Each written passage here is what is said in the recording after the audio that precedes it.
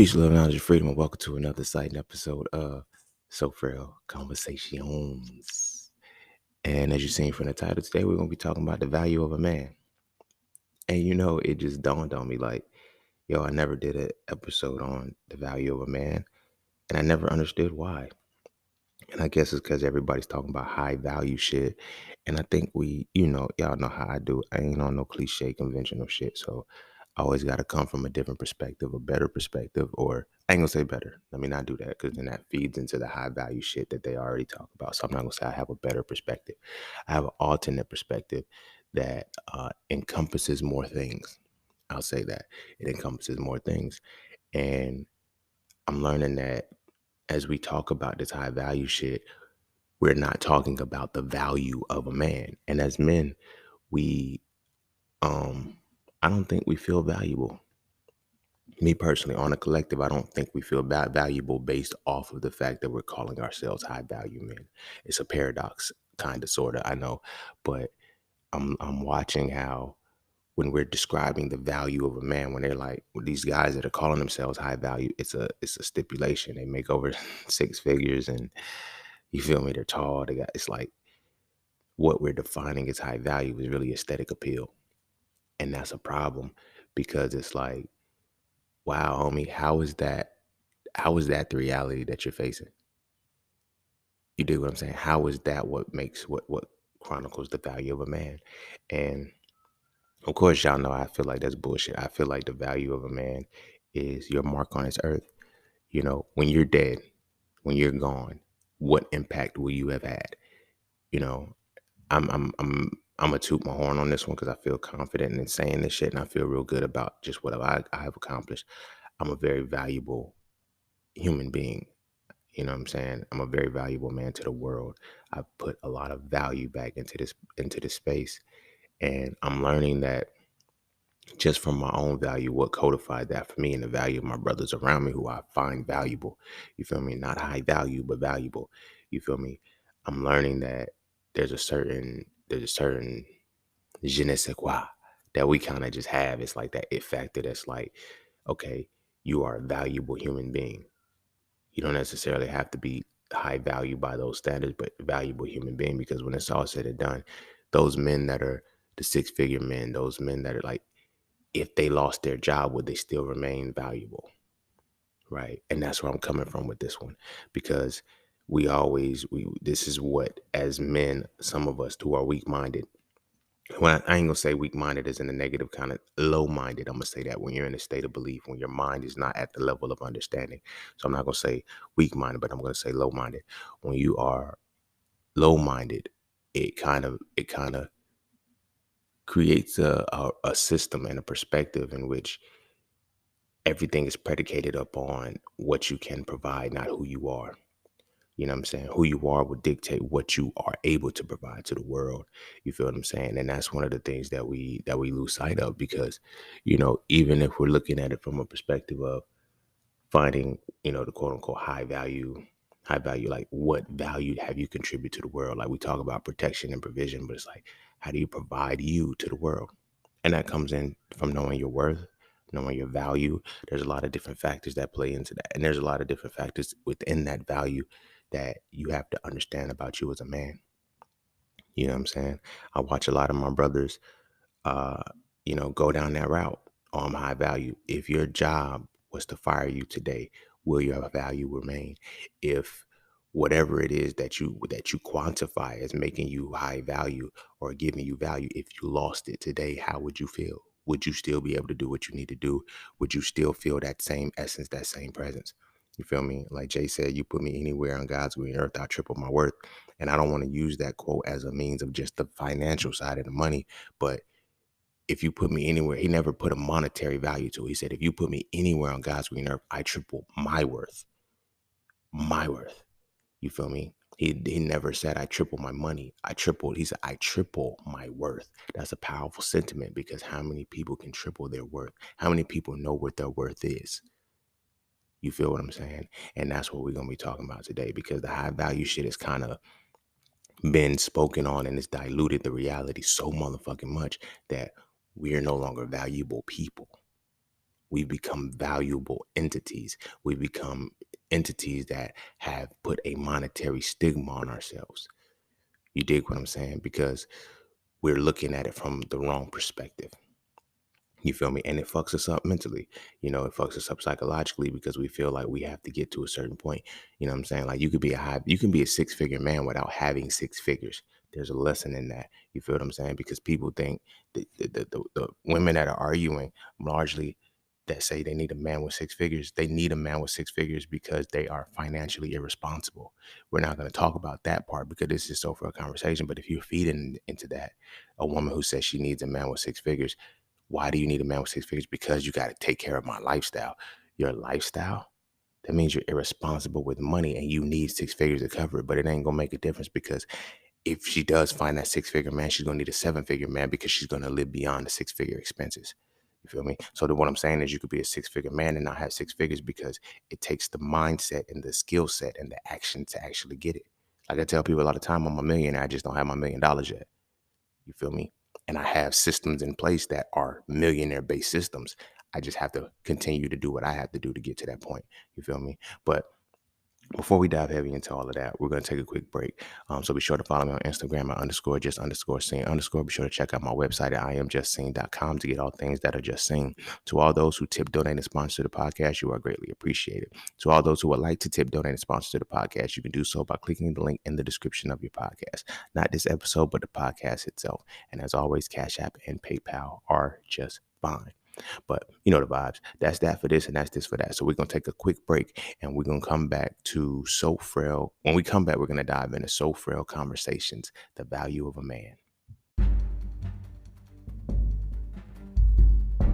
And don't forget to visit IamJustSeen.com. There, you can get all things Just Seen.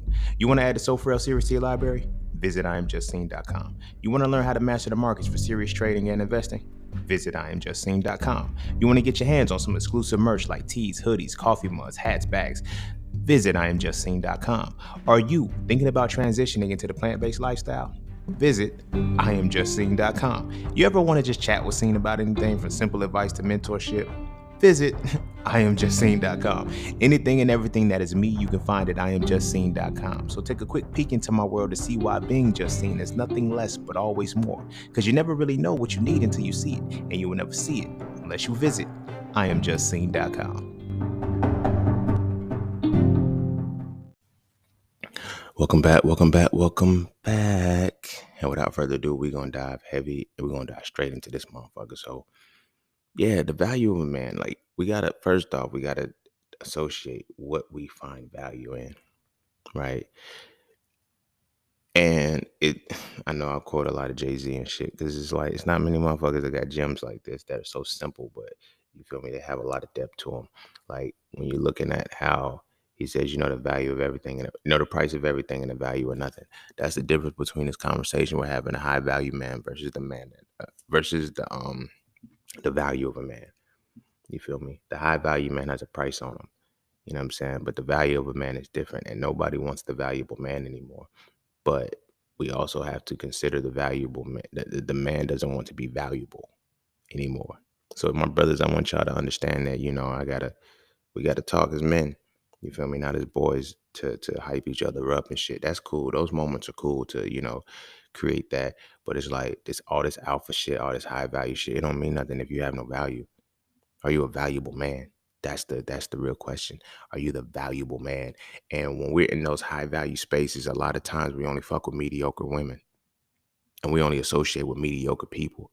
Valuable people fuck with people that are greater than them. You feel me? Valuable people fuck with people that are going to push them into a different space. Now, this is not to say that they leech off of them. That is still not a valuable person. A valuable person is going to see who has what they're looking for, absorb the game that they're supposed to absorb to become their equal. You feel me? Like we got the phrase, idols become your rivals. I don't know why we make it a negative connotation because I don't want my idols to become my rivals, but I also don't see them as my idols either. I see them as inspiration to get me to a point till they become my peer. You feel what I'm saying? And that's one of the things that I teach heavily in my inflation community. I always tell the community, because they're not my students anymore, they're my peers at this point. But I always tell them like, y'all are my peers now. Like, you feel what I'm saying? I'm not above y'all. You know what I mean? And I need y'all to get to that mindset that you're my peer. So start acting like it. You feel me? You don't have to take the trades that I take. You don't have to look at the stocks that I take. Like, look at, I'm teaching you how to understand the market. So now when we come together, you can say, hey, bro, I didn't feel like taking Euro Yen. So I decided to take Aussie CAD. Um, I didn't feel like looking at Apple. So I looked at fucking Oracle. You feel me? You're able to maneuver a certain way. And that's the level that I have to get you to. And this ties into being a man of value rather than being a high value man. You feel me? This high value man is a contextual cultural shock right now that we're dealing with. The high value man concept is no different than calling a black woman God. It's a shock treatment. It's a shock treatment. And I don't think a lot of people have taken into account of what it was. Like when the conscious community started that black woman is God shit, it was like it was a shock treatment. Because black women went from being called bitches, hoes, and disrespected and all the other shit to just being called the highest deity that black people have associated with. Oh, she's a god, peace goddess, all of this shit. Like, that's why I stopped. I didn't do that shit. You feel me? And I didn't do that shit and women got tight or whatever. I didn't do that shit for the same reason why women won't call me a high value man in the same context. Or they're like, I'm not calling that man a high value man because I don't know if he's qualified for that. You dig what I'm saying? And as men, we have not even set qualifications other than the fact that we want to be this. I'm a high value man. I made this, that, and the third. And it develops a level of narcissism, just like it did with the black woman is God thing. A lot of narcissists came out of that shit. But this high value man shit has created a level of narcissism because a lot of men have not become men of value. You feel me? And we think, and me personally, just because I'm an entrepreneur and just because I've left certain systems and certain points of reality, I've learned to see that my value of a man and the income and shit that's different. They're different because my worth is not solidified by my job, my occupation. All of those things are substantiated by me. And that's a part of the mindset that we have to have as valuable men. See, as high value men, we are dictated by a soul number. Literally, we're commoditized. You know what I'm saying? And we're dictated and predicated by a number. No different than a prison inmate, no different than a college student. You're codified by a number and not your name.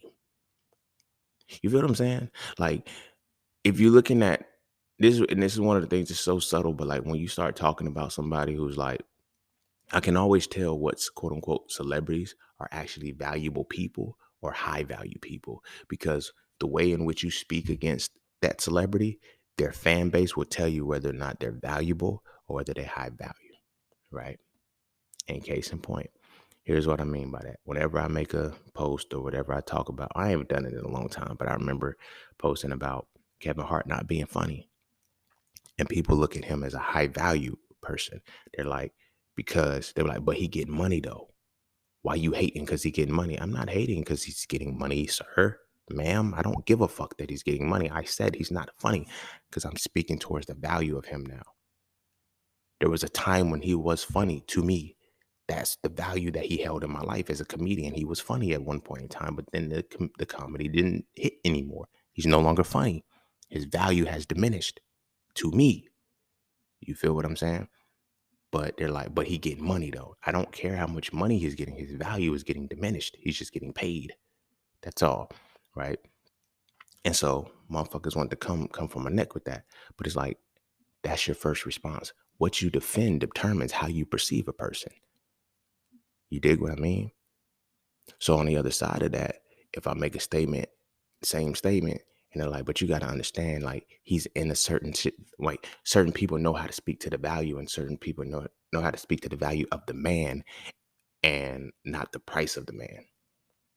You feel me? When we calling ourselves high value men, when we're having these conversations of being high value men, we're telling what the price is. I'm not a 6-figure man. This is not a shot towards the niggas that's, making 6 figures or anything like that. Cause 6 figures is a lot of fucking money. I don't get how like motherfucker like, yo, bro, 5 figures is a lot of fucking money, bro. If you know what you're doing with it. Like, I don't get it. Like, so for motherfuckers, I need a motherfucker that got 6 figures. That's why I did the $40 an hour. I guess this is kind of going to be a piggyback off of that, but it's a lot of money when you know what you're doing with it. But if you don't know what you're doing with it, you'll squander it, and six figures still will feel like four. If you don't know it, because if you have six-figure income, but you have a six-figure outcome, it's not gonna work the same way. It makes no difference. You're gonna still need more money. And when you're dealing with women who need six-figure men, that means you have to cover. They're basically, I need you to cover my shit and your shit too. And niggas is out here doing it, but you can't in one breath say, I don't want gold diggers, but now I'm a high value man. You still a sugar daddy, you still a trick. That's what you're setting yourself up for. You feel me? But we lose sight of wanting to be valuable, to be high value, right? So what is it to be a man of value? I get it, the cliche. Oh, you gotta have morals, you gotta have standards, you feel what I'm saying? You gotta find something worth dying for and live for it. All that good goofy shit. But the real value, I mean, it ain't goofy shit, it's real shit. You gotta have morals, you gotta have standards, you gotta stand on. But the real mark of a valuable man ain't got nothing to do with your morals or your values, because it's regardless of your morals or your values, can you positively impact the world? I'm gonna say that for you one more motherfucking time. The value of a man is codified by whether or not your morals, values, and principles are involved. You have left or will or are leaving or will leave a positive impact on the world. That's what it means to be a man of value. You feel me? Again, I talk shit. I got to give my own flowers when I need to give my own flowers to me. You feel what I'm saying? But I'm a very valuable man. And I'm not saying that because we're in this conversation, I'm on my podcast, because like I said, regardless of my morals, values, and standards and principles that I have within this world, with or without that, I give value to this world. You feel me? Motherfuckers may not fuck with So Frail for the simple fact, motherfuckers may not fuck with So Frail fully. And I know they don't, because the religious component that I talk about. But a religious component is always about 10 to 15% of what I stand on when it comes to masculinity. That other 85% changed the shape of motherfuckers' thought processes. You feel me? I provided value in the realm of masculinity. Nobody has done that. But I don't have the same morals as everybody else, but you can't deny what I did. You feel what I'm saying? Same shit with this podcast. You know what I'm saying? You may not like every single thing that I say. You may not listen to everything that I say, but I have given more value in my presentations of information and the dissemination of the information that I have learned to get people to think different, to get people to expand their minds. You feel me? I've had so many people tell me shit like, yo, bro, I never thought about that. And you feel me? When somebody has never thought about something that's deeper than, oh, you just didn't know. When you finally come to that point, what happens is you create new neuronal pathways within your mind because you have learned new information. I have literally opened up somebody's mind and made their brains a lot more active. You feel me? That's providing value. You feel me? When it comes to mastering the market and shit, this is one of my proudest moments when I love about mastering the market, because if I died right now, all of my students can still function without me. Not many people can say that because they're relying on their teacher, they're relying on their guru or whatever the case may be. And they're like, well, what are you trading today? I'm gonna go with that because it's safe. No, I'm teaching the other way. My students are like, yo, I know what the fuck to do. And I don't need you to tell me whether or not this is right or wrong, because I know if it's gonna be good or bad for me. I provided value. You feel me? I provided value. So those are the things that makes me a valuable man, regardless of how how I perceive, whether you like what the fuck I say or not. Did you get the message? Was the message delivered correctly? And were you able to give yourself a better life out of it? You feel what I'm saying? And as I'm learning that what we're calling high value, a lot of these high value men aren't valuable. They're not giving shit back to the world, but bullshit. The very motherfuckers that are like, I'm a high value man, what are you contributing? What have they contributed to the world? Now, this ain't a shot individually at Kevin Samuels or whatever the case may be, because we only know what they continually looped about Kevin Samuels, which was him talking shit about black women. They never talked about him talking directly to men saying, oh, you need to get a job. You need to get on your shit. You need to, if you're doing this, you have no business dating. He was giving game. You feel me? They don't talk about that shit because that was the value he provided. You feel what I'm saying? When we're looking at how to provide value, the question is, how do you do it? And I'm gonna keep it 100 with you, my brothers. Like, When I say providing value, I don't necessarily mean, you know, giving everything of the world. Like, to provide that your value to the world is giving your gift unapologetically. You feel me? Fully and absolute. You feel me? I have several gifts, you know. One of my biggest gifts is the gift of thought. I know a lot of people, well, everybody can think. No, everybody can't think, but not everybody is gifted with the mind to think.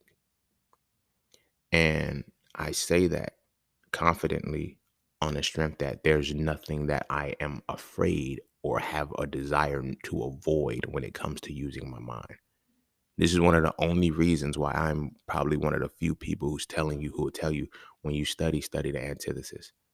And then who can also break down and tell you why it's important, because it'll only leave you on the mental state of belief if you're not willing to study antithesis, because you're not able to get through the wall of cognitive dissonance. I can show you how to think for real because I think for real. That is a part of my value. That is the gift that I give. So when people say I'm giving my thoughts out to the world, I'm not just giving my thoughts. I'm showing you how I think. You feel me? And not only showing you how to think, how to use the gift of thought. You feel me? So the thing about our value as a person, it derives from how we show people how to use the thing that we're gifted at. You dig what I'm saying? Our value is predicated by and codified by our ability to show the world how to use our gift. Do you feel where I'm coming with that? Right? We look at Kobe Bryant's, we look at the Jordans and shit, and how they have their basketball camps and everything like that. And everybody signs up for them because it's like, I'm showing you how to use my gift. Just in case that's your gift too. I can cut the curve and shit. One of my gifts, like I said, is the gift of thought. There's a lot of people that need my gift. Because everybody needs everybody's gift. You feel me? But it's like you're gifted in it because it's like that's the value you provide. Right? So in the gift of thought, if you look at the actual shit that I do, it's all derived off of thought and how well I can break shit down, where there's recollection and premonition. It's so many different levels to the gift of thought. You feel me? And that's one of the realms of the value that I provide. You feel me? And this ties into what I was saying about Jay being, put me anywhere on God's green earth, I triple my worth, right? Your value is predicated by your worth, but your worth is not your monetary value. Your worth is the impact that you have, like the impact that you have within the world is almost predicated by it determines the amount the compensation you receive for your worth, right? And the compensation you're able to receive. You know, people think, okay, I got to and this is where that high value dilemma comes in, because when you're in a system that teaches you, okay, you go to school, you get a good job or whatever the case may be, you hired and all of that shit, that gives us a falsified perception of our wealth, because we put our worth, that gives us a falsified perception of our worth because it makes us look at our worth as if it can be a monetary value. You know what I'm saying? No, your worth your worth is the value that you exhibit and the compensation that you are to receive for that, right? You determine your compensation for your worth. It's not the other way around. Your compensation doesn't determine your worth. Your worth determines how much you can be compensated when you understand it. And this was something that I started paying attention to, and I really, really started learning um, over the course of my entrepreneurship journey, because I was like, I want to give people this information and shit, and I don't want to charge too much. I don't, and it fucks with you. This can low key have a little bit of entrepreneurship in it too, but it fucks with you when you diminish your worth because you're basing your worth off of previous compensation. You feel me? So I'm telling people, like, I remember my first speaking engagement. It was like, I was trying to do a pro bono. I was like, nah, it's just I'm grateful for the opportunity, but I'm thankful for the person, my homegirl Tink. I'm thankful that she was like, fuck that. No, tell me your price, bro. The fuck is you talking about? Like, I'm not giving you. You're not doing this shit for free. Some people will exploit that, but she didn't, and that kind of set the tone for my work, because I was like, all right, I'll run you 500 for that. You feel me? And I was like, even then, I was like, crazy. She was like, all right, cool, that's better. You know what I'm saying? It worked out. It fit within budgets and shit like that. And then from then on, my price went up. Now my price is up there. Like, I don't give a fuck. Like, you know what I'm saying? There's no, because the worth and the value is so solidified within me now because I know what I give. And so the universe honors the law of compensation. So I don't base my shit. So now let me tie it to this. I don't base my reality and my what I feel I need to be compensated now. I don't base it off of what the marketplace is saying. I base it off what I'm giving you. I don't give a fuck about the marketplace no more. You feel me? And I started learning that with mastering the market and shit like that. Like, everybody was like, yo, I've had people tell me, yo, you should lower your prices because you got to think about it. People are making people, they don't know you like that. So he's like, I don't give a fuck who knows and knows me or don't know me, bitch. My value is on point. Them, they just not my motherfucking audience. They're not the people that I need to be fucking with. And I had to learn that the hard way. Because the early phases, I was just trying to get people in to master the market. So, you know what I'm saying? I could have the numbers and shit. These motherfuckers were low quality people, very low quality people, very low quality people. And if they're listening right now and they're in that, I don't give a fuck because this is for the reality. This is not to diminish you as a person. This is diminish this is to diminish how I viewed you in the master in the market course when I let you in for a cheaper price and you didn't finish. When I let you in for and you disrespected my work. You feel me? Because you had no intention on it. You know what I'm saying? But all of the people that paid the price that I said was gonna be my price, they're the ones that are winning right now. They're the ones that are in the game telling me, bro, if you don't raise these motherfucking prices, you better stop giving this shit out like this because this is not fair. Literally, I've been told on several occasions I'm running the game right now. Nobody's teaching what I'm doing. Nobody can teach it like I teach it. Nobody has done what I've done in the time that I've done it. I have transcended a lot of shit. So it makes my worth improve, which now makes me dictate my compensation. You feel what I'm saying?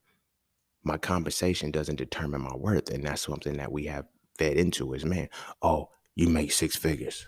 And what have you given to the world? Because that six figures you're making is what you've given to another person. It's the extension of your essence that you have given to another person. Now, this is not for me to tell y'all motherfuckers, yo, quit your job and do all of this shit because you need to find your worth. You can't quit until you can confidently say that your compensation, your worth in the universe deserves or should be rewarded for the compensation that you're making now. You're not going to have it and you're not going to get it.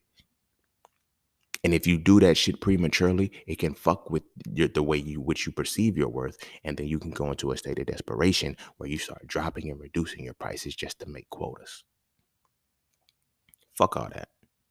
Fuck all that. Stop doing that shit. You feel me? As somebody who's done that shit before, stop doing that shit. You feel me? Your value is your value, and your value determines your worth, and your worth is what determines your compensation. Like I said, the universe is 12 laws. The law of compensation is a natural law. It is going to happen, and you're going to be compensated according to your worth. You feel me? And one of the complex, and I want my brothers to know this shit, something that I learned the hard way. The universe will not compensate you if you lower the price of your value. That's a powerful sentiment. The universe, listen, hear me well. The universe only compensates you for what you're really worth. And a lot of times people look at that from the negative perspective, but that is also a positive too. You will not make sales. I will drop the sale. I promise you, this is crazy how it works out. I've seen it with my own eyes. I will drop the price of mastering the market, do a flash sale or some shit, or do it like, yo, I'm doing. When I did the Juneteenth sale, it's like motherfuckers was like, nobody was buying it. And I dropped it low. I think I dropped it, what was it, $99 and shit or some shit like that. Whenever I drop the prices, nobody does anything. When I raise the prices up, motherfuckers buy it. Because the universe has already codified that the value that you're providing should not be any less than this. And we're not going to allow you to be compensated for anything less than that. This is universe, Jehovah, Krishna, Buddha, God, Jesus, Allah, all of them. All of them, whatever it is that you fuck with. Once you know your worth in the world, and whether you remember that worth, whether you honor that worth, whatever it is that you put into this world, and you go down your list and you break down everything, when you see the value of some shit, the universe codifies that exact same value and says, we're going to give that to you. But that's all we're going to give that to you. We might give you more. We're not going to give you less though. If you decided this is the value of it, that's what we're gonna sell. And I'd be damned if it didn't work like that. I'd be damned if it didn't work like that. There was moments where people would capitalize on the sales or whatever the case may be. But like I said, the quality people have always paid my price. The people that are finished the course, the people that are winning, that are doing the work, they have paid the price. You feel me? Law of compensation. But see, when you're predicated upon a world, we're not predicated, but when you're predicating your decision upon a world that determines that your compensation determines your worth, not your worth determining your compensation, you now see that I got it. Like, I'm looking at like the competition. And this is one of the things that I had to come to terms with. Like when I raised my price, you feel me? Because at first I was like, all right, I'm gonna sell, I'm a market, master the market at fucking what was it? I was like, I'm gonna market it at $5.99 or whatever, and I'm gonna drop the price to $149 and I'm gonna sell it like that. And it was like, fuck that.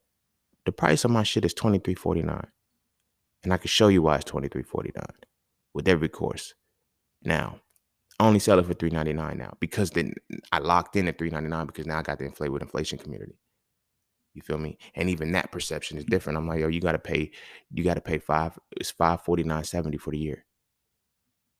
Yeah, you can pay monthly. You're ultimately gonna pay more. You can pay 54.97 for the year. I mean for the month. But you gotta pay me that.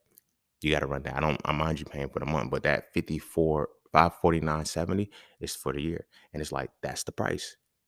And I'm not dropping that. I'm not dropping that ever again because I'm like, as I'm talking to my students, they're like, bro, like, you, this ain't fair.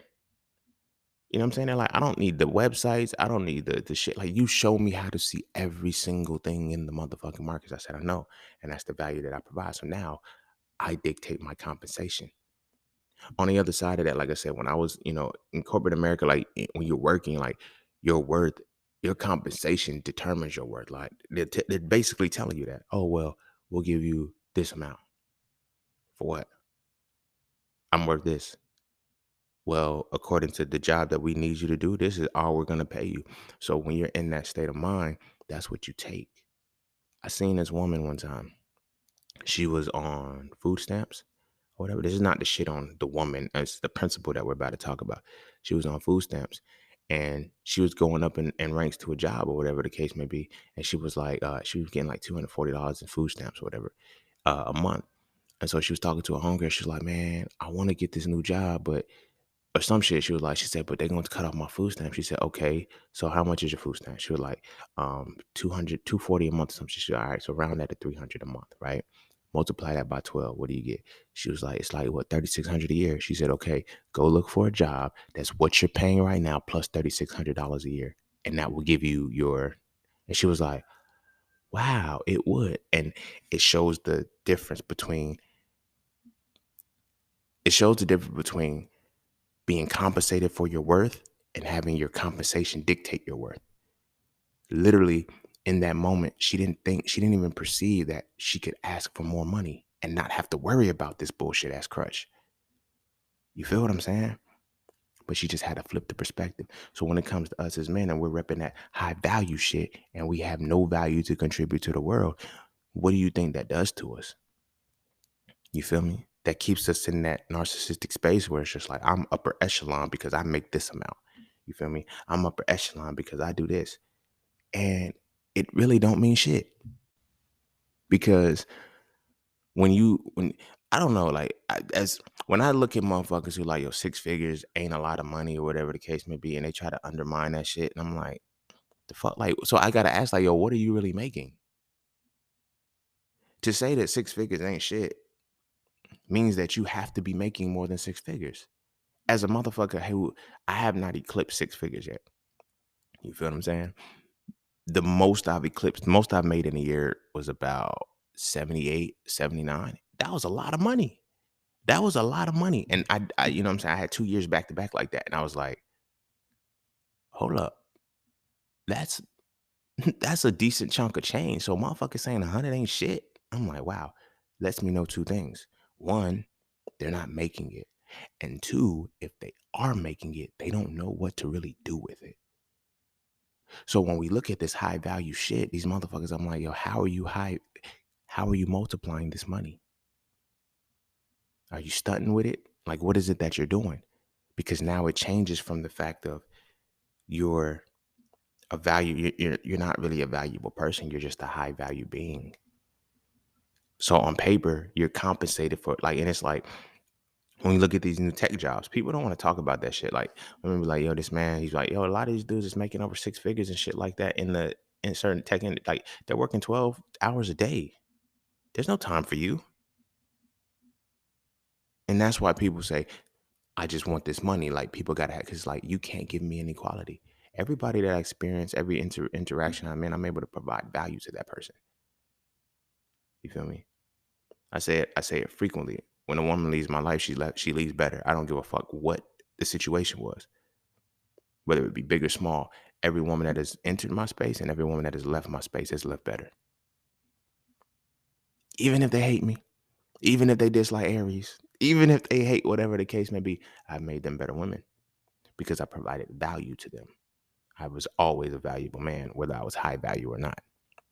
And that changes your scope of how you view your reality. Like, and I started to look at it like when I used to, when I used to work for the valet company, I had a homie. He used to be like, yo, bro, I need some more money, yo. So I'm gonna ask him for more hours. I'm like, I ain't asking that nigga for more hours. He ain't getting no more of my time. Bitch gonna give me some more fucking money, yo. Give me a raise. But how you just gonna give him a raise? You can't just ask for a raise. You can't. I can because I do extra shit to increase my value. So when I ask for the shit, they can't deny me. You feel what I'm saying? And that's a part of, like I was saying, the universal law of compensation. A lot of people, I can't just teach you about these laws and shit and not the real lifestyle of them. You feel me? The law of compensation will always work and it always pay you for your worth, but you got to know your worth first. You feel me? The compensation doesn't dictate your worth. Your worth dictates your compensation. If you want to be worth $40 an hour, you will be worth $40 an hour when you acquire the skills that make you a $40 an hour motherfucker. You feel me?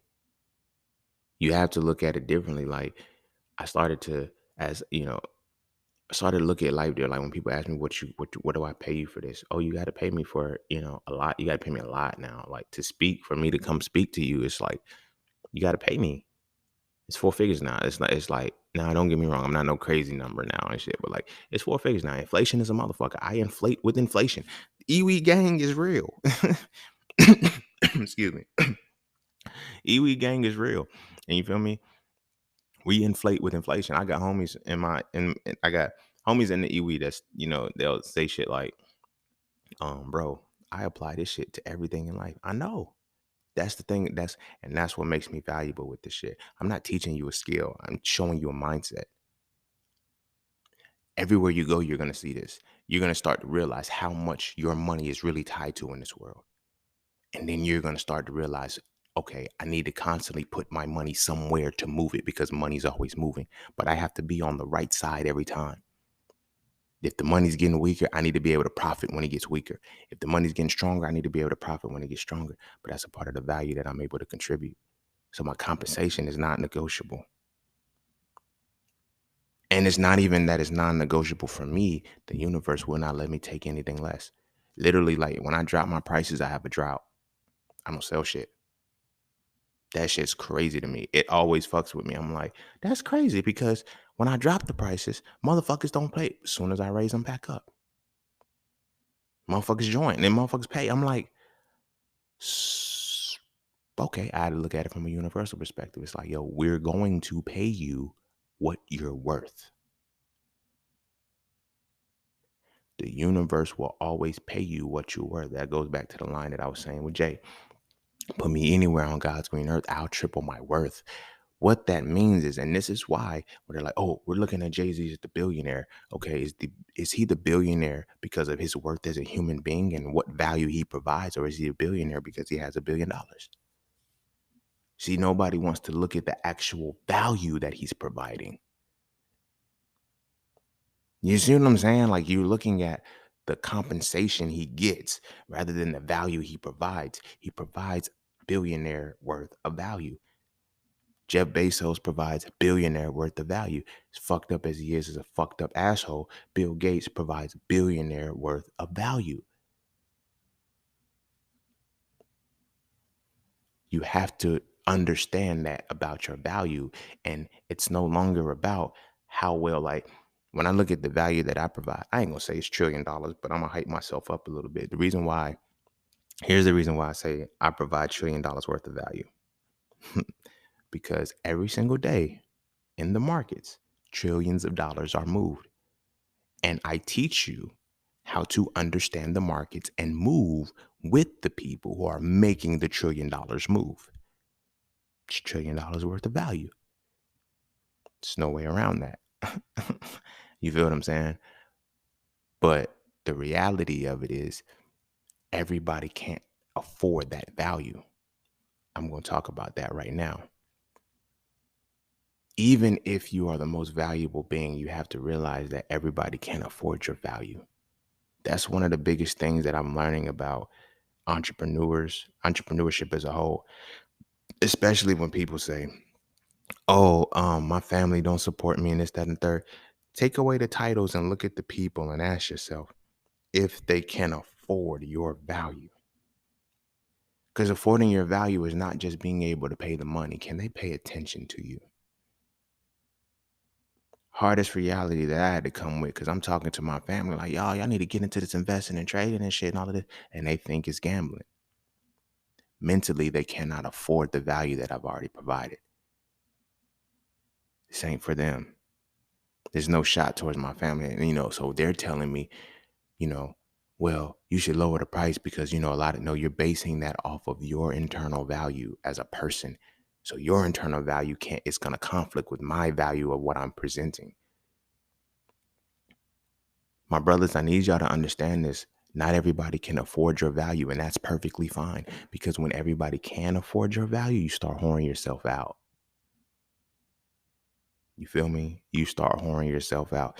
When I first started the Hitting the Raw course, I was whoring myself out every week. And it got to the point where people were trying to finesse me. I told somebody, hey, look, if you buy the book, I'll sell you the course for this. And this person just went through the whole process and never hit submit. Right. So try to send me a screenshot. I was like, I just bought the ebook. No, you didn't. That's not the confirmation email. That's the final email before you hit send. You think I'm stupid? The fuck? But that's the reverberation, because that's what I had. That's what I was supposed to be compensated with for reducing my worth, reducing my value. Everybody can't afford your value. And when you're trying to make people afford your value, you start to diminish your value. Not only do you diminish your value, now you start allowing people who can tank the value of your shit. If you don't want to pay the full amount for my Master in the Market, for my Hitting the Raw course, cool. Get the ebook, because that's what you can afford. That's the value that you can have. You feel me? Start saying that shit to yourself. Start looking at that shit in real time. My brother's like, your value is yours and it's non-negotiable. And everybody cannot afford your value. And it sucks because you got to think about it too. And this was a reality that I had come to terms with, especially when I looked at my family. I'm like, bro, my family can't afford my value, or they don't want to. My thing was not even seeing that they couldn't afford my value. It was, they don't want to support me. Stop getting out of that head and getting that victim mentality. That was a part of a victim mentality and a lack mentality, feeling like they don't want to support me. It was never that they didn't want to support me. They couldn't support me because they couldn't afford my value. Because I had to think about it, like when I'm talking about mastering the markets and shit like that, we're all from the same, like they're my family. We're cut from the same cloth, roughly. You feel me? It took me it's an ongoing, I've been doing this for 7 years. But it took me 4 or 5 to actually get the process down to where it's like, yo, this is raw. This is it, right? I was able to afford, you feel me? Afford to lose the money, afford to bump my head, afford to go through the processes and put in the attention the attention and intention it was going to take to afford the skill set to be a successful master, to master the market, to be able to trade, invest, and read the market like the back of my motherfucking hand. You dig what I'm saying? I was able to afford that. Some people can't afford it. And you can't tell them that they can't afford it because they're going to base it off of a monetary value. What you mean I got money? I'm not saying you have money. You can't afford my value because my value extends beyond a dollar.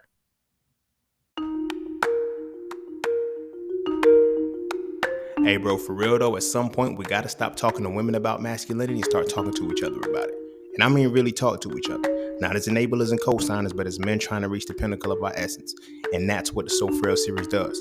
So Frail 1 is the definition. So Frail 2 is the acknowledgement. And So Frail 3 is the resolution. If you rock with the So Frail conversations, I can guarantee you will rock with the So Frail series of books. So visit IamJustSeen.com right now so you can add the series to your library. I promise you will never look at masculinity the same again, and you're going to stop wasting your time arguing with women about it. This is a conversation that men need to have between men, and it's time we start having this conversation now.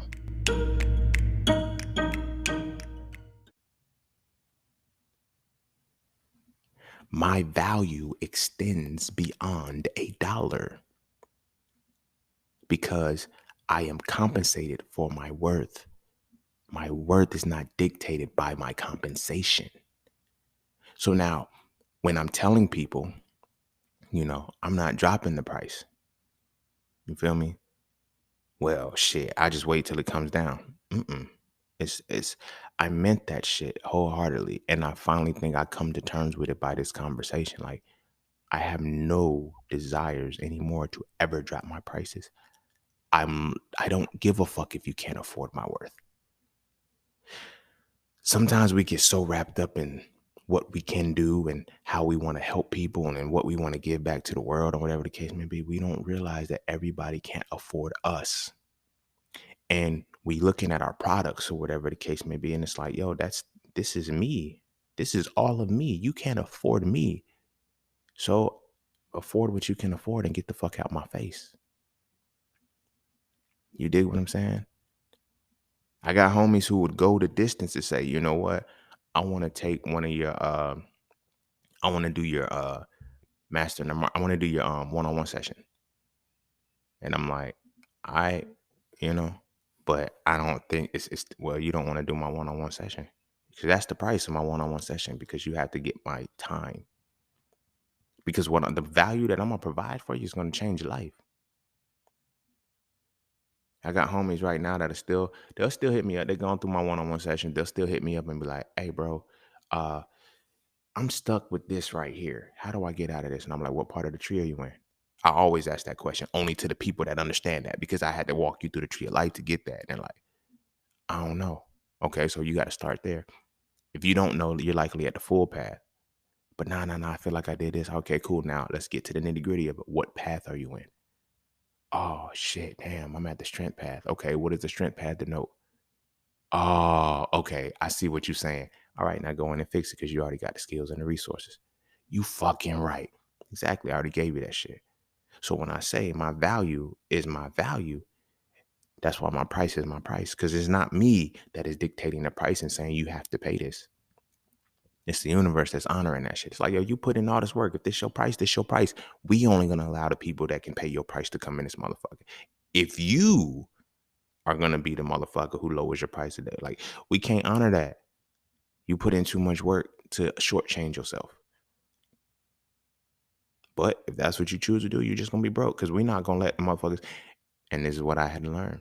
Everybody who was, oh, I don't want to pay that much. I don't want to. They were sorry people.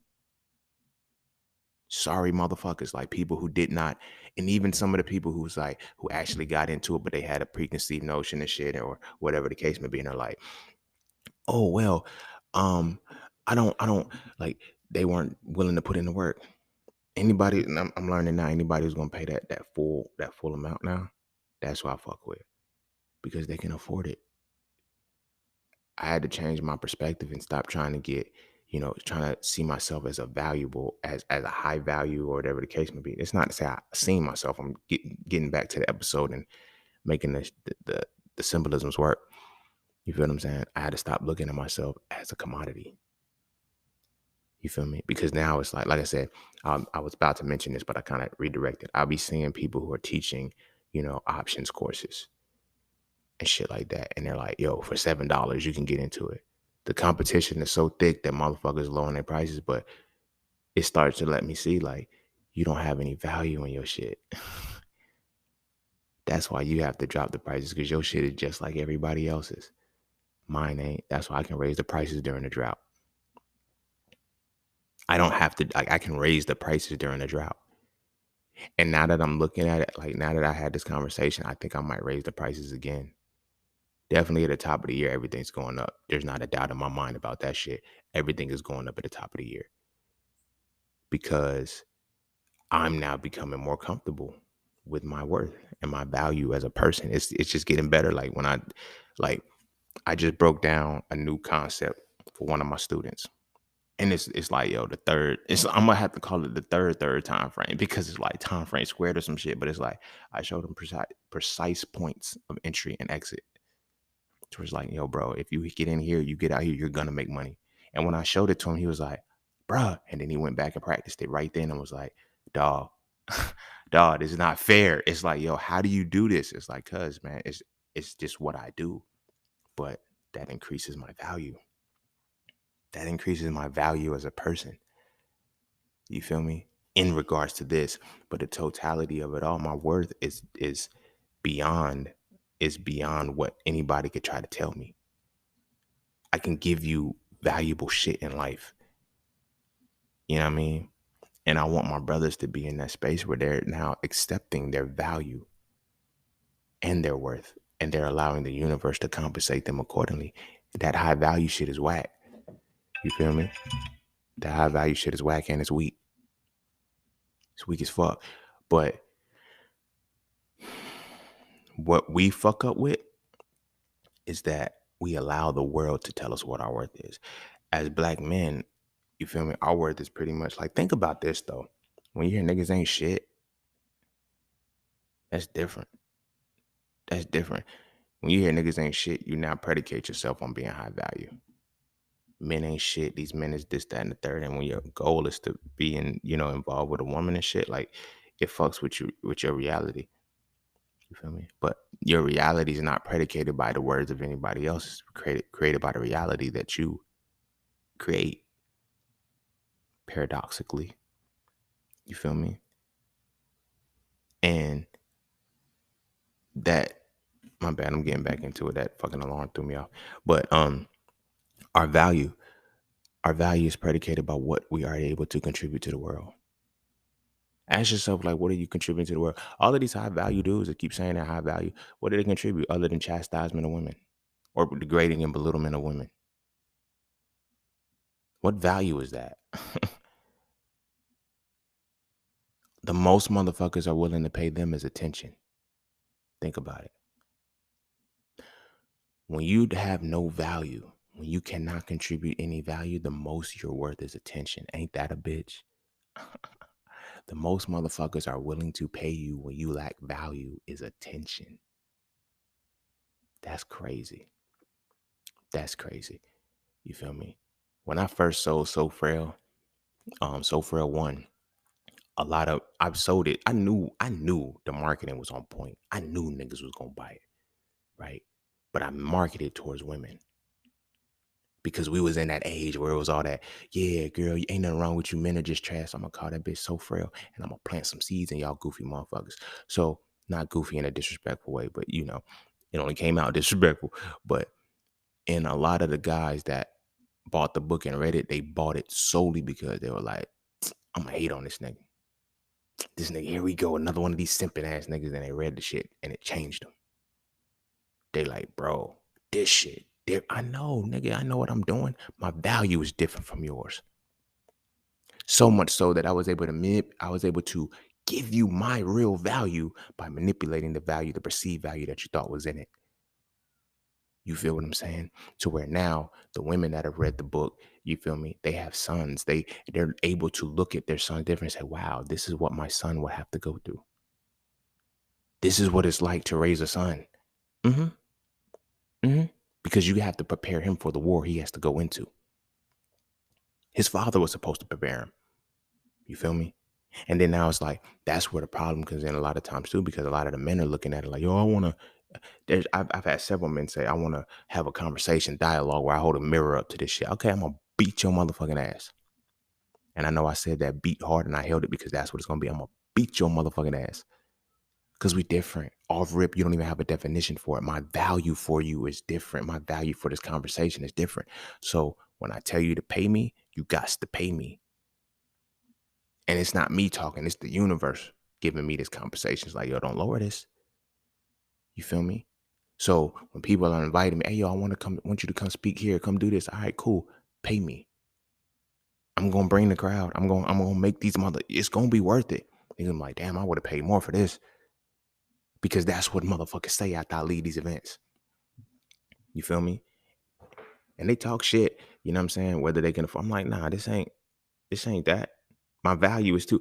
Speaking of value, I had a conversation with somebody, right? Let me tell you, like, I guess I don't know if she didn't listen to the podcast. I don't know if she just didn't pay attention to me, but I knew she followed me for a while. And I knew it was gonna be on some bullshit. Whatever I said, it pissed her off or whatever it had to be, because I remember her like recently, like within the last month and a half, 2 months, maybe. She followed me again.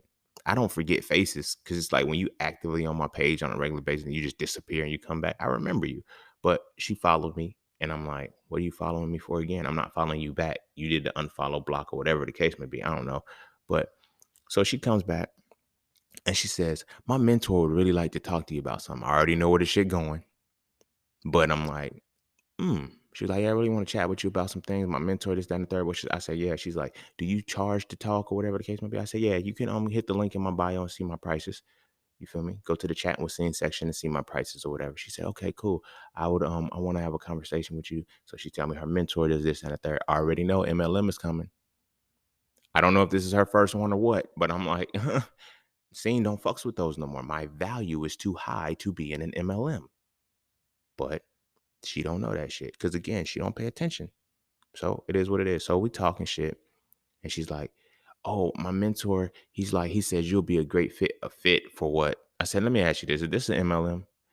Yes. I said, I don't fuck with those. I don't fuck with those. I said, I advise you not to fuck with them, but you grown. But I'm gonna let you know right now, if they're not teaching you, I said, you can only go as high as they allow you to go. You'll never control this. You're like, yeah, well, he's like 23 and he went to finance. He's got financial freedom, but it's not his. When they're ready to pull the plug on him, his financial freedom is gone.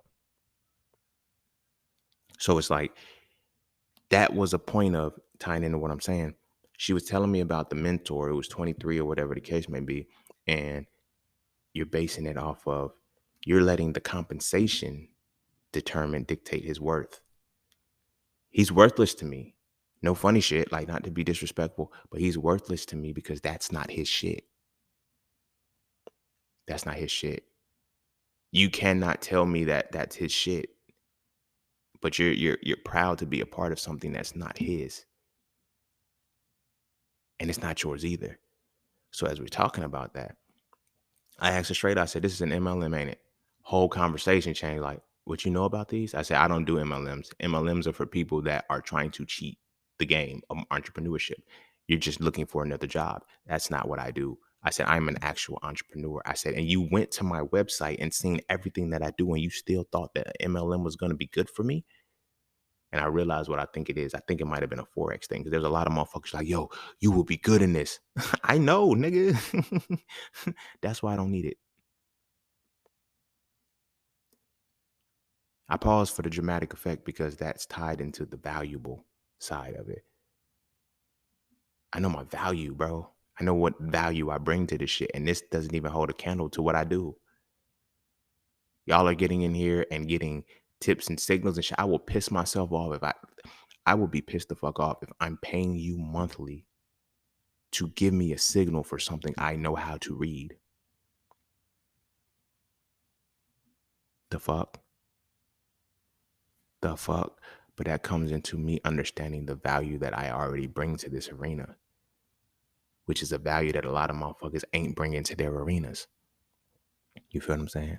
So as she's, like whole demeanor change. Oh, well, I really admire your mind, so I really want to stay in. You're not going to stay in touch. You're just trying to do this. I know how this game goes. I played it before and I got out. I said, I'm going to leave you with this. I said, I'm going to leave you with this nugget right here. I said, if you get to the point where you are doing a lot more recruiting than you are doing learning, you are in a trap. Do with that information what you want. Oh no, it's good. All right, I know. I already know what's gonna happen. Give it 2 to 3 months. 2 to 3 months. 2 to 3 months of making no money, and you're gonna give up. And you're not gonna give up for the simple fact that you can't do it, because you're gonna start to determine I'm far more valuable than this shit. When I was in the motherfuckers, and it's like I'm not at the front of that goddamn room, and I'm smarter than I'm bringing. I ain't gonna say smarter. I'm bringing far more value to the situation than anybody in this bitch, and I'm not at the front of that motherfucker. Well, you just gotta have patience. You gotta wait your turn. You gotta take your time and build a shit. No, because that's not real. I can cut all of that shit out and do it my motherfucking self and be in that exact same position and not have anybody above me. And I would never have to run a risk of losing this shit if something were to happen to me, if I violated a certain company policy. Oh no, this is not a company, it's your own business. All of it. No, it's not your business. You're an employee now. You're a new employee that's got it's none of that shit is in your name. And you'll see when it's a conflict of interest and shit. Like when I was telling motherfuckers, like in the shit, it was like about healthcare shit and everything. Like it's a conflict of interest for what I do with hitting it raw. You don't know that because you don't have the value of another source of, other shit. But I had to let them know. My value changed. When I left that motherfucker, I started to realize, like, when I'm around these people, I'm like, y'all are all broken people. Y'all are all people who have not tapped into your actual worth as a person. And you are validating your worth through all of this. And I wasn't mad because at the time I was like, what, 25? Yeah, because I walked away by the time I was 26 and became an entrepreneur for real. But I was like 25 in that shit. So all these other people was like, with like 27 and under. Some 20, the age range was between 27 and say like 21, 22, because they were like a lot of college students. No, like 19. You feel me? So it's like, oh, y'all the impressionable people. Y'all ain't even experienced life yet. I done been out the country. I done had a heartbreak. I done seen motherfuckers die. I done seen a lot of shit that has transformed me to understand my value as a person and my worth as a person in this world. Some of y'all were, a lot of them, no funny shit, were like privileged people who just, only thing they had was college. That's the only struggle that they had. I said, college won't shit. Y'all are going through, like, college is difficult for y'all. It's giving y'all headaches. Y'all need shit like this. Y'all aren't built for real entrepreneurship. You're not. You feel me? And I'm not mad at them for being for achieving the shit that they want to achieve, but it's like at the end of the day, it's not mine. Would I do it now? Hell yeah, I do it now. I would if I can go back and do that shit now and be the recruiter and shit with the skills that I have now, I would do it simply because if I'm making that much money, I'm gonna put that shit in the market. I don't give a fuck. But again, because I have that now, I don't want to do that. You feel what I'm saying? I don't want to do that because it's stupid. It's stupid to me now. And now I'm learning that, I got to do my own thing.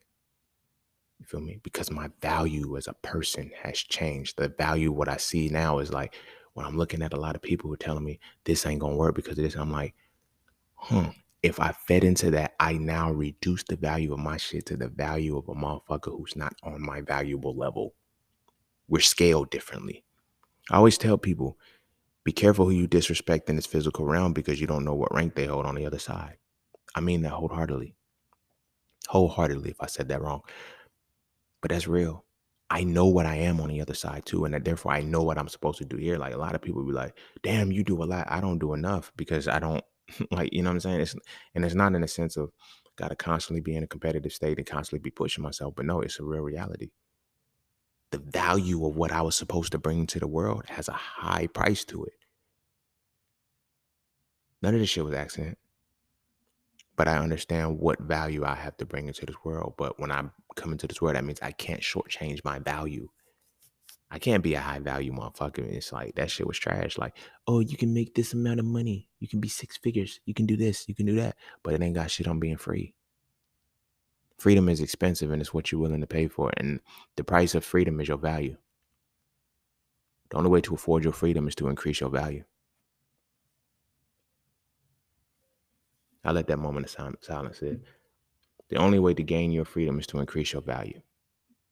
And you wonder why they keep us in a state of mental subservience. You feel me? This is why they enforce religion upon us. This is why they make us go through the education system. This is why we go through so many different dynamics to make our worth and our value unable to purchase our freedom. I like to use the concept of, Frederick Douglass. They're like, yo, Frederick Douglass was a free man. He became like, we don't look at how easy it was for him to become free because of the subjugation that they put on us to stay in our circumstances.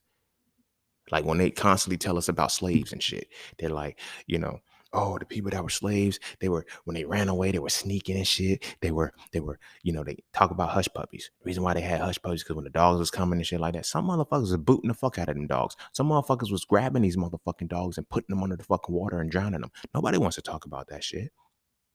Because you can't, because it's not historically documented. Therefore, you can't go and find it. They got you believing that the Underground Railroad was all there was to get to freedom. No, it wasn't. You feel what I'm saying? Some motherfuckers like, yo, we about to burn this bitch down. And then you had the motherfuckers who didn't know their value. We got to also look at that aspect too in the healing of the trauma that we have. Everybody didn't know their value. Slavery worked. It worked the way it was supposed to. So when you had look at the Nat Turner Rebellion, you had a little kid that went and told the master, whatever the case may be, and he fucked up the resurrection. I mean, the insurrection, my bad. It was a resurrection too, because something did stir back up. But he fucked up the insurrection. And it was like, oh, niggas, crabs in the barrel, all of this shit. Niggas don't know their worth. Niggas don't know their worth to the point where, and I still struggle with the shit, because what I'm about to say is going to be contradictory to a lot of shit that I just said. A lot of words, a lot of times I use a single word. You feel me? Niggas don't know their worth because niggas think they niggas. My nigga. You feel me? And we are in a space where it's just like, oh, we took the power from the word. You couldn't, because you didn't give the word any power. The power was already given to you. So you can't take the power from it. But as long as you utter those words, it determines your worth. That's why we have to make sure we put certain adjectives in front of nigga. I'm a real nigga. I'm a rich nigga. I'm a this nigga, that nigga, yo nigga, my nigga. You feel me? We put the shit in front of it to make the nigga not bad. The quote unquote term of endearment, as we say. But yet, and this is why white people want to say it so much, because it's like psychologically it fucked them up, because this was something that was supposed to devalue you. We want to say it now because you brought value to it. Why can't we say it? Why do you want to? Unless you want to continue to diminish my value. So what I'm talking about is like when we look at how slavery played itself out, that's what that was for. So the people that that's why they don't talk about the people that ran away. They don't talk about the people that was cutting heads off. They don't talk about that because those people knew their value and they were compensated with freedom. Frederick Douglass, like you hear the story of Frederick Douglass, black and white or whatever the case may be, but then you'll see 12 years a slave.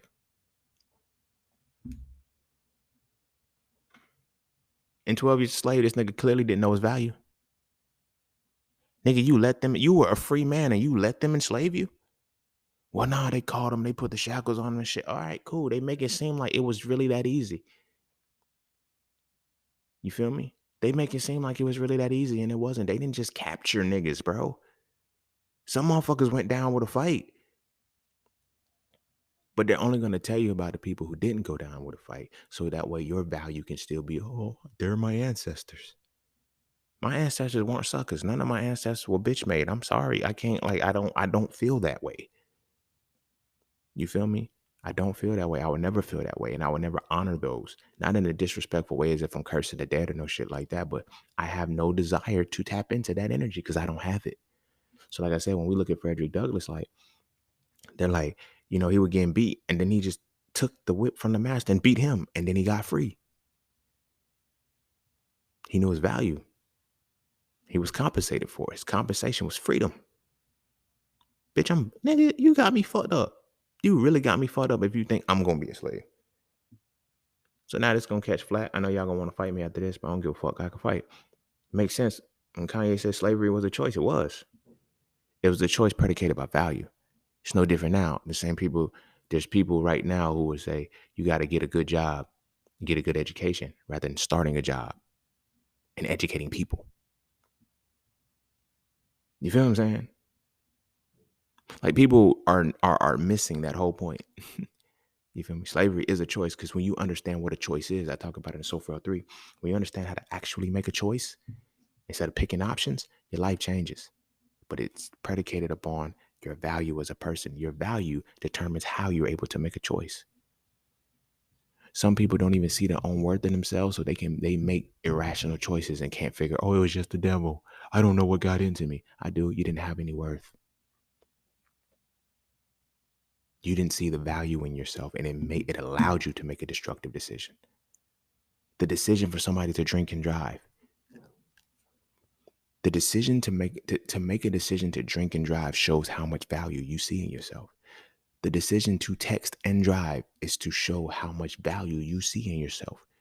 What value do you have in your life where you are completely oblivious to being on the road, moving a vehicle as fast as you're moving it?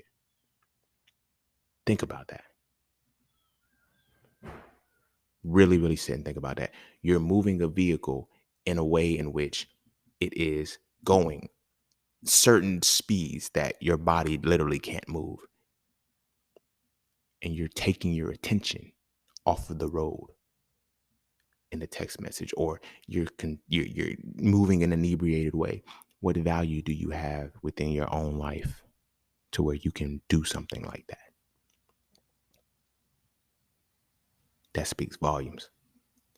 I've never driven drunk, but I text and drive. I did texting and driving. That shows like it's a contradictory, it's a conflict of reality, to where in one regard, I don't value my life on the road.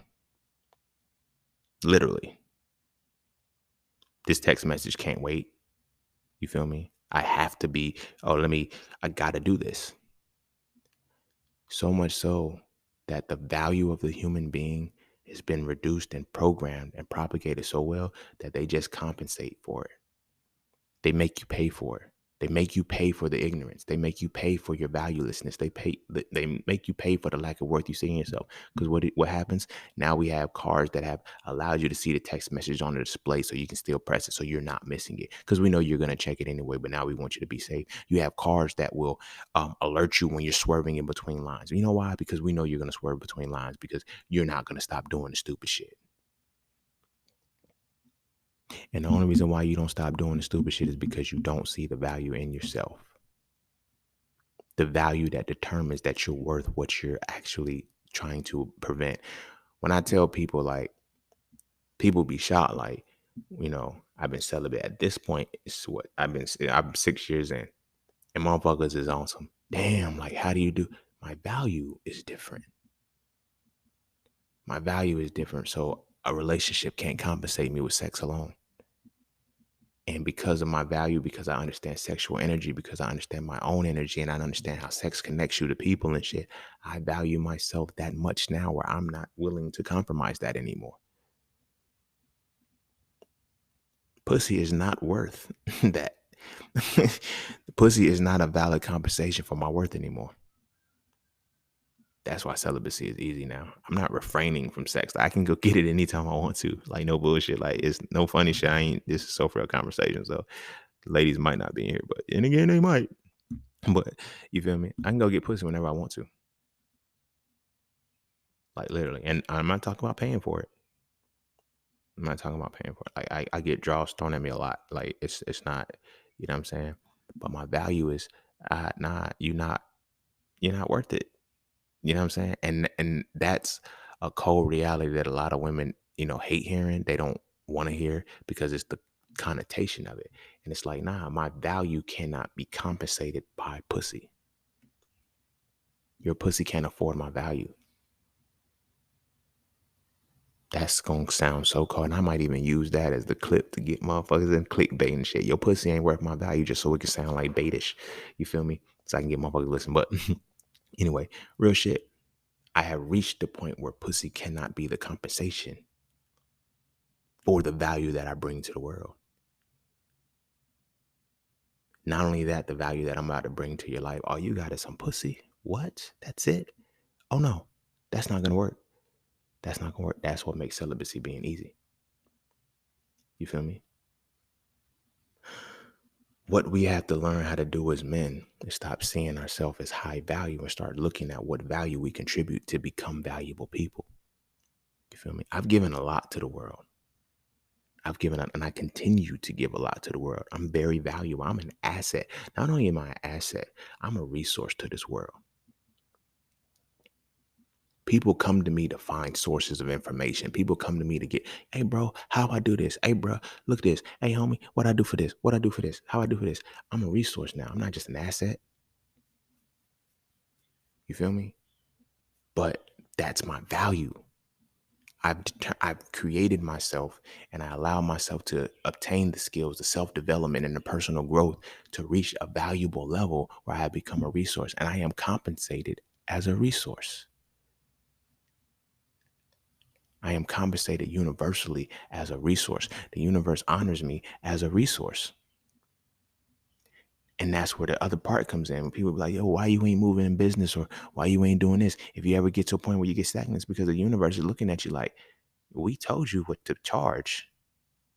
We told you what your value was. You cannot go below a certain compensation level. But if you're trying to be below that certain compensation level, you're going to be stuck because of this. This is also not to say don't overextend your capacity, because now you're at a space where it's like, we told you, you got to pay, you got to charge what you worth. If you want to charge more, you got to start being worth more. You feel me? All of the shit that I put in them, and I've learned this aspect 100% through Master the Market. It wasn't through what I did with Frail. It wasn't what I did with Hitting the Raw. It wasn't what I did with the chatting with Scene Sessions. It wasn't what I did with the podcast. It was solely everything that I did with Master the Market, because trying to find that price was so hard to do, because it was like, I'm giving you all of this, and it's like, I'm competing with other people. And I'm looking at who I'm competing with. And it's like, y'all, they charging this, but I'm new in the game. It don't matter how fucking new in the game I am. I have value. You feel me? I have more value than they have. So I'm going to charge whether I'm a new guy on the block or not. And that makes me, and I liken it to, because a lot of times when we're looking at our intellectual side, the intellectual property and all that shit we have, we don't necessarily even put that much of a price on it, because it's like nobody knows what's in our head except us. It's just like, yo, we got to brand it and we got to trust in it within ourselves, or whatever the case may be. But I was just watching not the last dance, the untold story of the Malice in the Palace. If you understand that fight that happened with the Pacers and the fans and shit like that, the fans started that shit. Motherfuckers threw a cup at Ron Artest and shit, and then that's where the shit started. Everybody looked like it was Ron Artest, Jermaine O'Neal. But the point that I'm making with that is because Jermaine O'Neal was in there. Jermaine O'Neal was one of the, I think Dwight Howard might have been the last one, but Jermaine O'Neal was one of the people that came straight out of high school. He was so good that he came straight out of high school. And that is like the value that I'm saying. Him, Kobe, Kevin Garnett, LeBron, Dwight Howard, they came out of high school and they became faces of franchises. Their value preceded motherfuckers that had been in the league longer than them. And they were compensated for it. Never once did anybody ever question and say, oh, I don't think they're supposed to get. Nobody ever said LeBron James was never supposed to get the money that he got from Cleveland when he first started. Nobody ever said Kobe wasn't supposed to get the money he got from the Lakers when he first started. Nobody ever said, well, they did with Kobe, because when he first started, they thought he was going to be a bust, because I think he airballed his first shot. And after that, that was it. He got their first game jitters out of the way. Then the nigga became the Mamba and he started, like, Kobe was on some other shit. You feel me? But when we look at how the growth happens, everybody understands the value. These players understood their value. Kobe knew he was going to be one of the greatest. LeBron knew he was going to be one of the greatest. These players knew they knew their value, and they brought their value every single day, and they improved their value every single day. Not everybody's willing to improve their value, and that's where the problem comes in. They rather call themselves, oh, I'm a high value man. You feel me? Some motherfuckers is just happy being in the league and they don't necessarily give a fuck about being a champion. But the champions bring value every single MVP awards, the most valuable player. Derrick Rose was the youngest, most valuable player to ever get it. Still, I don't think anybody has eclipsed him, but nobody said anything about oh, well, he's too young to have it. He ain't been in the league long enough. No, he brought the most value to the fucking league. Do you know what you have to do to bring the most value to the league? First, you have to bring the most value to yourself first. Then you have to bring the most value to your team. Then you bring the most value to your conference. Then you have to, not conference first. First, you bring the value to yourself. Then you bring the value to your team. Then you bring the value to your region. Then you bring the value to your conference. Then you bring the value to the league. And you are the number one over all of that. And these are all professional athletes. That's a bad motherfucker. And he was the youngest one to ever do it. Come on, bro. Because that's the power of value. And you're going to be compensated according to the value that you put in. But you have to stop limiting the value that you see within yourself.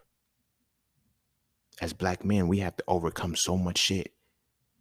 You feel me? Because like I said, the biggest thing that gives us our value is our intellect. Our value is going to be our masculinity, our ability to analyze and deconstruct the world. That's where we're getting our value from. But the problem with our value is that our value is tainted. Because our value is pride. We gain value off of ignorant shit. If we started gaining value off gain value and respect off our intelligence side and actually exhibit the behavior necessary to remain that, our value would change and our value will grow. And then we're able to negotiate the shit that like, no, nigga, you're not. No, you got me fucked up. Pay me, boy. You got to give me my money. You got to pay me what I'm worth. You got to pay me what my value is and what value I contribute to the world. So as Black men, we got to erase this high value complex. But we have to start increasing our value.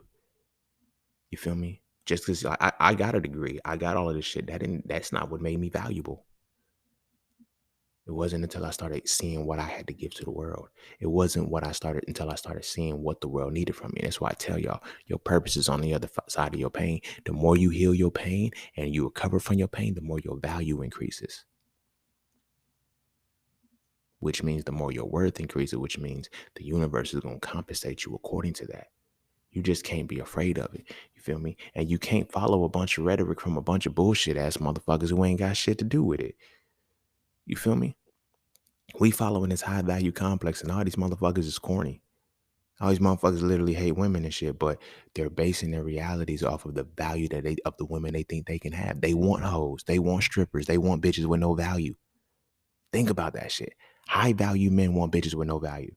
Look at the conversation that they have. And I'm using bitch for dramatic effect, but look at the conversation that they having. You feel me? All of these women have nothing going for them. They just look good. These are the women that high value men are chasing. And you really expect me to believe that high value men are valuable?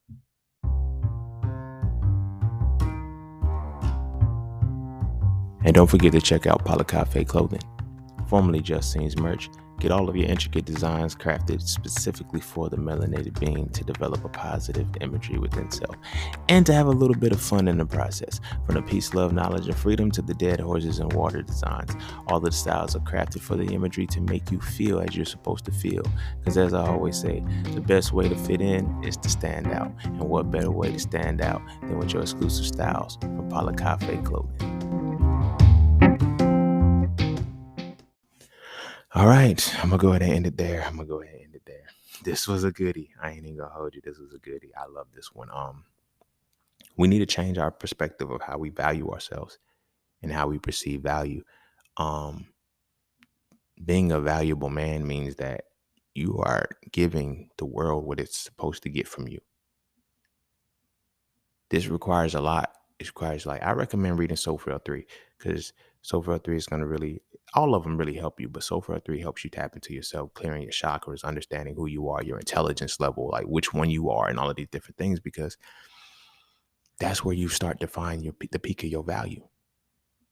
Like I tell people a lot of time, you know what I'm saying? I got people that want to do courses. They do online courses and shit like that. And they're like, I want to teach this. I want to tell me how you learn. You got to understand my value. You can't copy my value. You can't. I'm not saying they copy me and shit like that, but you feel me? At the end of the day, you can't copy my value. I can give you everything that I do. You feel me? I can tell you how to do everything I did to a T, but it would never translate the way I translate it because my value is different from yours. I'm only giving my value, right? And because I'm giving you my value, my worth is already present, which means I'm going to be compensated. My worth is going to dictate my compensation, right? Because you're trying to get my value, which is not your value.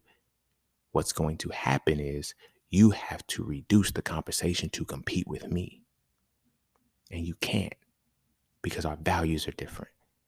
This is why I was saying, no matter what your morals are, no matter what your principles are, no matter what it is, your value is through all of that smoke and mirrors, because all of that shit is subjective anyway. Through all of that bullshit, what can you give to the world? What do you give to the world of value? You feel me? When we look at Malcolm X and shit, Malcolm X gave a lot of value.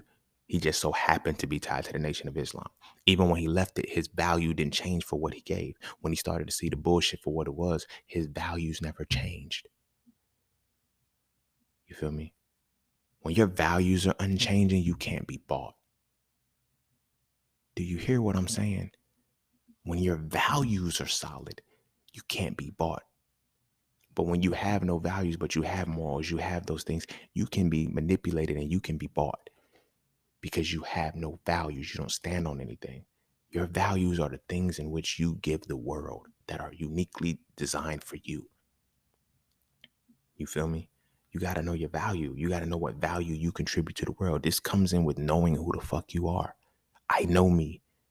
I know me. I don't brand myself and call. I don't say just seen for a reason. I don't put my name on everything that I put it on. It's like, I know me. Therefore, I understand my value. And when I understand my value, I know what I contribute to the world and I don't hold back with what I'm supposed to contribute.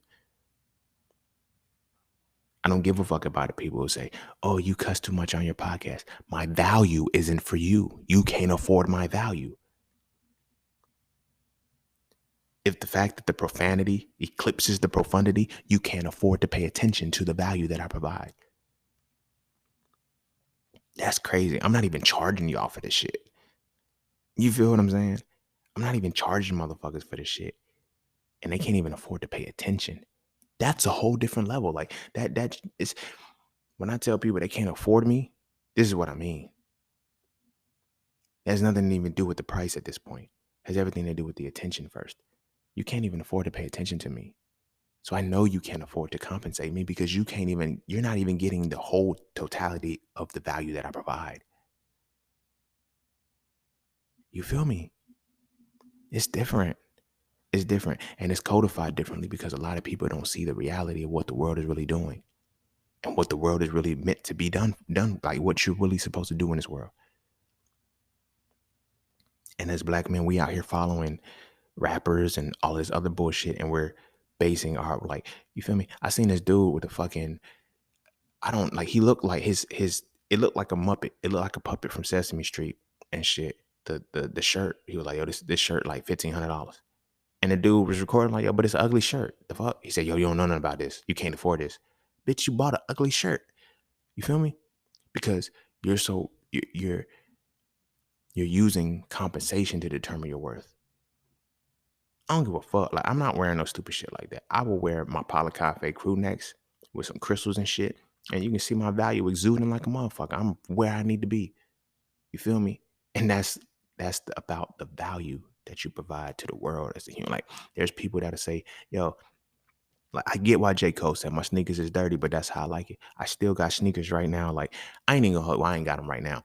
I literally just threw some sneakers away from, I think like 3 months ago. 3 months ago, I threw some sneakers away that I had bought in 2017. Nike Air Max. I wore them motherfuckers to the end. You feel me? And everybody's like, yo, when they invite me out and shit, you feel me? Because I had to get to it. I'm like, yo, are we going somewhere important? No, we just gonna kick it. All right. I'm putting my sneakers on, putting my comfortable shoes on. Like, the fuck you mean? Then we go out and shit. I'm like, yo, why you wear those? Y'all didn't tell me what the attire was. I told y'all. You feel me? So now y'all got to deal with the shit. I'm not about to go buy no shoes right now. But at the same time, they're like, yo, you still as confident as you would have been if you. I know, because my value is here. When I walk in this motherfucker, I don't give a fuck who's look like, yo, do you not know what's the backside of this shit? Don't let the tip of the iceberg fool you, because I sink Titanics, motherfucker. Like, you got me fucked up. But that's something that I'm learning a lot of people have to come to terms with, the value that they have. You feel what I'm saying? So like I was saying, like, I know what value I bring. That's why it doesn't move me when motherfuckers, like, even down to motherfuckers who I gotta block you or unfollow you on social media because you talking crazy and shit. I don't give a fuck. All you're paying me is attention. I don't eat off attention. So you leaving is doing me a favor. I don't give a fuck. But my value is there. A lot of people ask me, I've had this question. I think this is gonna answer this question. It's gonna have to like, yo, how are you so unfuckwittable? I know my value. I know how valuable I am to the world. Can't nobody take that away from me. Can't nobody take that away from me. In every facet of life I put anything into, I know the value. For example, I'm about to start getting back into my jam sessions, like consistently. That's going to be my new marketing strategy, just to bring my traffic. I already did all of the work of everything else. That's going to be what brings me to this. Like, yo, why do you do jam? Because I don't have nothing else to do with all of the businesses and shit that I run. Everything is solidified now. I trade, I teach my students, and I make music. That's literally all I wanted to do with my life. Study, you feel me? Develop myself, study, and teach people. I'm at the point to do that and make music. Bruh, y'all about to see all of Scene now, because Scene is now in that space to be able to do this shit. The remaining piece that I have to do is brand and scale. That's it. What better way to brand in my jam session? But what I'm saying with that is that my jam sessions be so motherfucking potent and shit. It's like, I know how raw I am, but I know what value I add. So when I spit something, people listen to me. When I open my mouth to speak, this goes into my gift of oration. This is why it's important to understand your gifts as a person. You feel me? I got an episode on skills, gifts, and talents. You need to listen to that episode. I don't remember what season it's in. I have episodes on so many different things, but when you understand your gifts, you understand where your value comes in. I have the gift of oration, which means I have the gift, they call it the gift of gab, but I have the gift of oration, which is the ability to give and receive messages. This is why my captions were so potent. This is why my posting is so potent. This is why it flows the way that it flows. This is why when I do a jam session, motherfuckers listen and vibe the fuck out. This is why when I rap and make music, it's because of the gift of oration, but I found the value in it. I made myself valuable in it. You feel what I'm saying? I made myself a resource in what I do. So when I speak, people listen. People understand where I'm coming from. And all of these things have always just been extensions of myself. You feel me? And now that dictates how I'm compensated by the universe. It's like, yo, you got to help enough people, and enough people going to help you.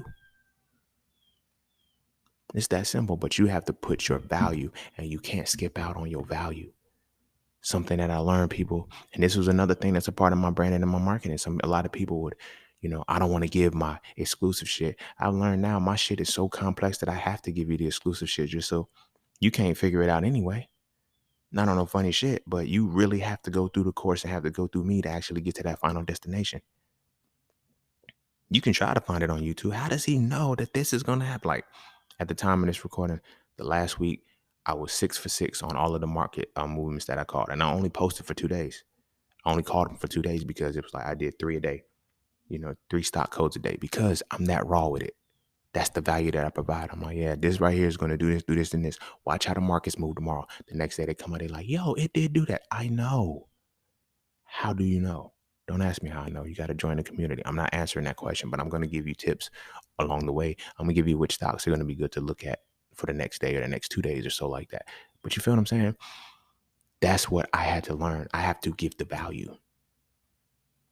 Right? Which means I have to give the value. I have to be the valuable person. I have to be valuable. Now, with valuability, with being valuable, you have to be reliable.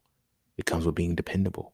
It comes with being accountable. It comes with being responsible. There's a lot of things that bring value to you as a person.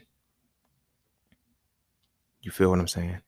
And as a man, those are things that we have to accept in our lives to become valuable to the people around us, to the world around us.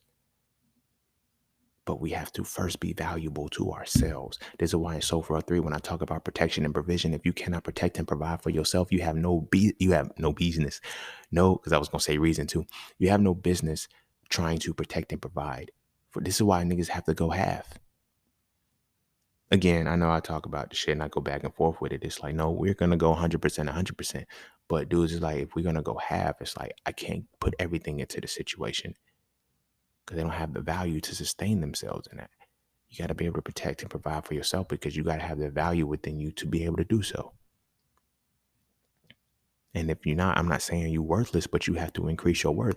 Therefore, if you don't know how valuable you are, you cannot exhibit your worth, which means the universe is going to compensate you accordingly. Know that shit. Know your value and constantly give that to the world. You will be compensated. Trust me. A lot of people be thinking, I don't know how it just worked out for me. Like, no, as long as you exhibiting your value and you're giving your value to the world in its absolute capacity, you're going to be compensated in the absolute capacity that the universe is aligned with. If not, you'll have to figure it out. You feel me? But I'm going to go ahead and end it there. Go kiss your babies. Make sure they eat their vegetables. And as far as our sons go, start teaching them the value of their full self now. They're not just good football players, they're good basketball players. Start teaching every value that they have and every intelligence that they have. Utilize the intelligences, understand the intelligences so they can start to see the value in themselves. Some people our intelligence is the first foundational piece that determines our value and what we have. Some people are logical based, some people are music based, some people are spatial based, some people are kinesthetic, interpersonal, logistic, language based. You have to figure out what it is that your value is first and your intelligence is, and then start to multiply that. Once you can multiply that and incorporate all of the intelligence with it, then you can exhibit your value. You create your value and then you increase it. My value right now as a person is predicated off of everything that I've absorbed in this world. And even the good, the bad, the ugly, everything, I found the purpose on the other side of my pain, and I'm able to give value to this world. I'm able to help Black men become stronger because I was a weak Black man. I'm able to do certain things and make you mentally strong because I had a weak mind at some point. You feel what I'm saying? There's things that I'm able to do now because I know the value that it took for me to get here. And now that's what I provide to the world. Life ain't hard to live. Life ain't hard to live. You feel me? But we got to start teaching our sons that a little bit early and a little bit better, how to understand the value of themselves. So that way they understand compensation. So they're able to be respected for what they do. And they're compensated accordingly. When they understand that the universe compensates them for the value that they bring to this world, you won't have to worry about them being caught in the streets because they'll understand that the streets have no value that compensates them. You don't have to worry about certain shit because they will understand that their value is not being compensated for. Where their value is being compensated for will determine where they're going to stay, and which will elevate the position of the men that we have. It'll even stop making us fuck certain women and certain stuff. That the women will change because we elevate our standards in a lot of things. But it starts with our sons knowing their value. From their value, they know their worth. From their worth, they dictate their compensation. And they're not letting their compensation validate their worth. So I'm going to go ahead and end it there. Go kiss your babies. Make sure they eat their vegetables. And I'm going to see y'all all on the next one. Peace, love, knowledge, and freedom. I'm out. I said I'm out.